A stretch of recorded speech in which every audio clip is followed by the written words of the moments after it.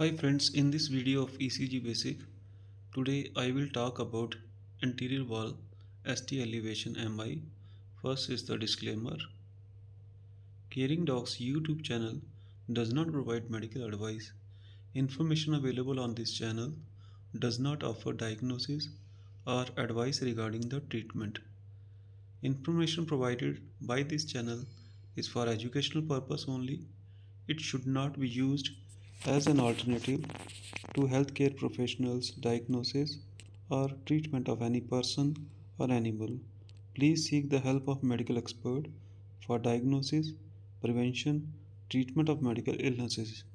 There is no endorsement for any brand or a company.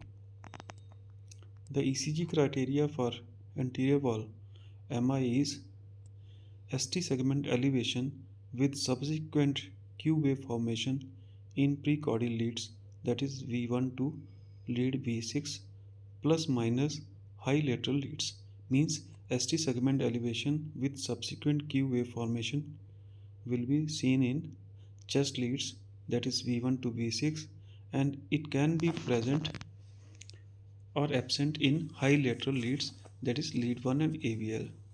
These changes are often preceded by hyperacute T waves. There are reciprocal ST depression in inferior leads, mainly lead 3 and AVF. The magnitude of reciprocal changes in inferior leads is determined by magnitude of ST elevation in lead 1 and AVL. As these leads are electrically opposites to lead 3 and AVF. Hence, there may be minimal or absent they may be minimal or absent in anterior ST elevation MIs that do not involve high lateral leads. The clinical relevance of anterior myocardial infarction. Here in anterior ST elevation MI, as we know, it usually results from occlusion of the left anterior descending artery. Anterior MI carries the poorest prognosis of all the infarct locations due to larger area of myocardial infarct size. A study comparing the outcome from the anterior and the inferior infarctions found that compared with the inferior MI, patients with anterior MI had higher incidence of in-hospital mortality of 11.9 to 11.9% seen in anterior wall MI and 2.8% seen in inferior wall MI. Total mortality was high in anterior wall MI, that was 27% as compared to 11% seen in inferior wall MI. And in patients with anterior wall MI, the patients have heart failure. They developed heart failure later after ST elevation MI in anterior wall, that was 41% as compared to 15% seen with inferior wall MI. Significant ventricular ectopic activity was seen as 70% in anterior wall MI as compared to 59% in inferior wall MI. Lower ejection fraction on admission was seen in 38% of patients with anterior wall MI as compared to 55% ejection fraction seen with inferior wall MI.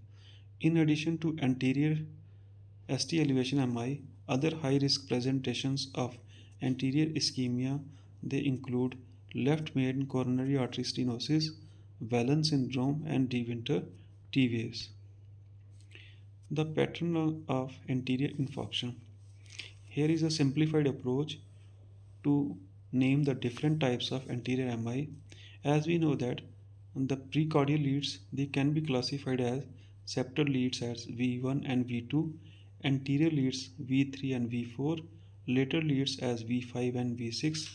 So the different infarct patterns are named according to these leads with maximal ST elevation.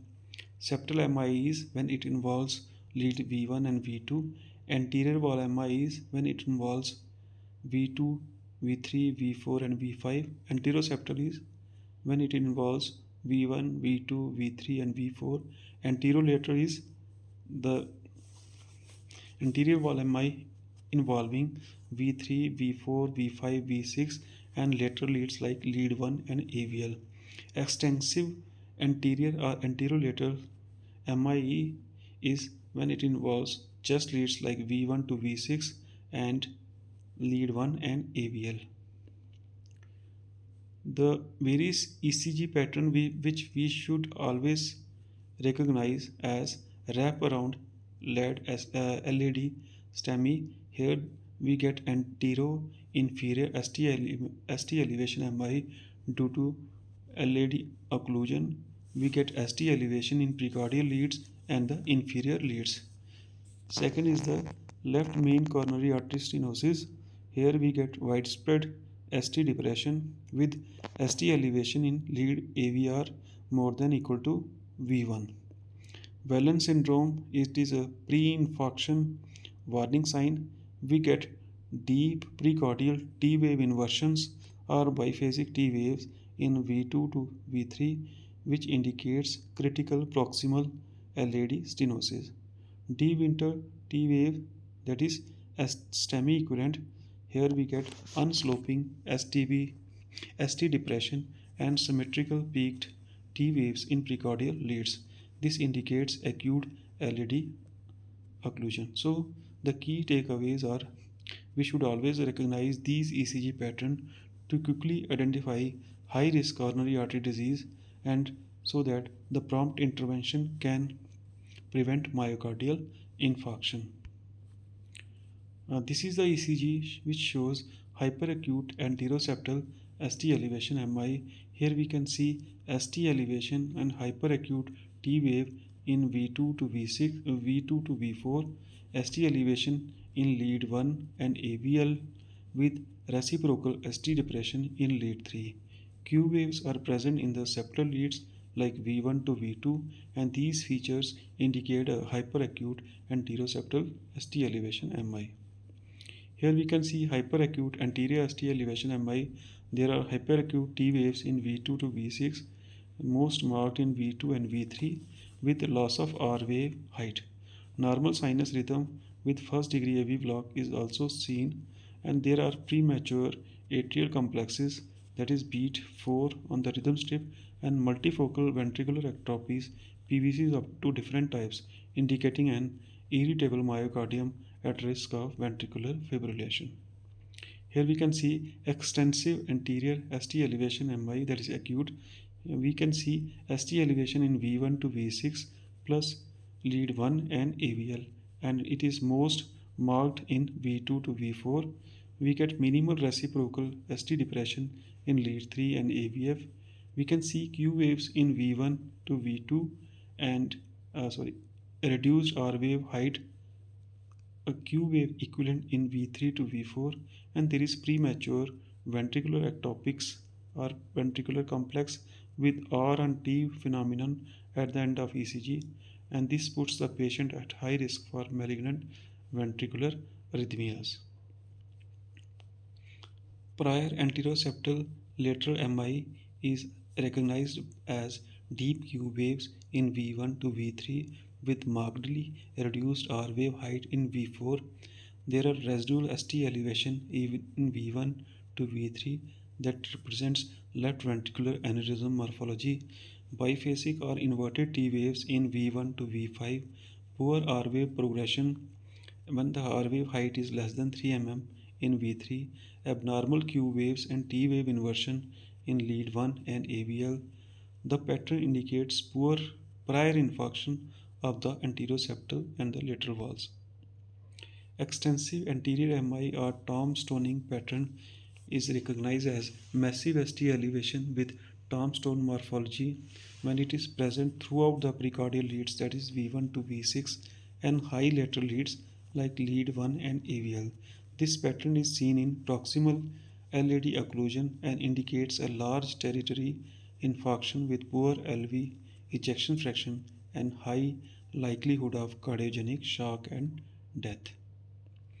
Anterior inferior ST elevation MI is We can see in this ECG, ST elevation is present throughout the precordial and the inferior leads. There are hyperacute T waves, most prominent in V1 to V3. We can see Q waves are forming in V1 and V2, V3, as well as lead 3 and AVF. This pattern is suggested. This pattern is suggests occlusion occurring in type 3 or wrap around LAD, that is one that wraps around the cardiac apex to supply the inferior wall. How can we predict the site of LAD occlusion? The site of LAD occlusion, proximal versus distal,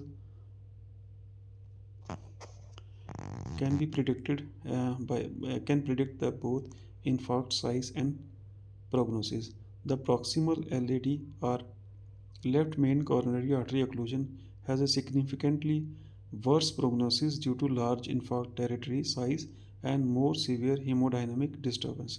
The site of occlusion can be inferred from the pattern of ST changes in the leads corresponding to the two most proximal branches of the LAD, the first septal branch S1 and the first diagonal branch D1. So if we see, S1 supplies the basal part of the interventricular septum including the bundle branch. This corresponds to the leads AVR and lead V1. D1 supplies the high lateral region of the heart, that is lead 1 and AVL. So when there is occlusion of the proximal to S1, we get signs of basal septal involvement, that is ST elevation in AVR, ST elevation in V1, that is more than 2.5 mm. We get complete right bundle branch block, ST depression in V5. When there is occlusion proximal to D1, we get signs of high lateral involvement, that is ST elevation and Q wave formation in lead AVL and lead 1, ST depression more than equal to 1 mm in lead 2, 3 or AVF or reciprocal to ST elevation in AVL. So in the context of anterior ST elevation MI, ST elevation in AVR of any magnitude is 43% sensitive and 95% specific for LAD occlusion proximal to S1. Right bundle branch block in anterior MI is an independent marker of poor prognosis. This is due to the extensive myocardial damage involved rather than the conduction disorder itself. So here we can see this ECG shows several signs of severe proximal LAD occlusion, that is ostial LAD occlusion, septal ST elevation MI. There is septal STEMI with ST elevation maximal in V1 to V2 extending out to V3. There is new bifascicular block, that is RBBB plus left anterior fascicular block. We can see marked ST elevation more than 2 mm in V1 plus ST elevation in AVR also, and these features suggest occlusion proximal to S1. So this patient actually came in the post VF arrest and was taken straight to cath lab where he was found to have a complete ostial occlusion of his left anterior descending artery. Here we can see acute anteroseptal ST elevation MI with ST elevation maximal in V1 to V4.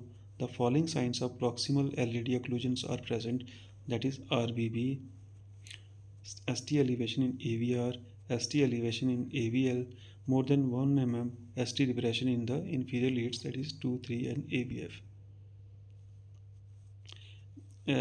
Mother Teresa has said, kind words can be short and easy to speak, but their echoes are truly endless.